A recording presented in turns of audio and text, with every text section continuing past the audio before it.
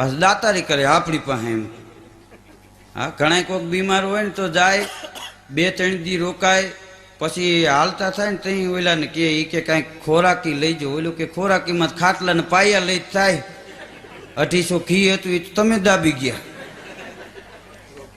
આમાં શું કરવું એમ?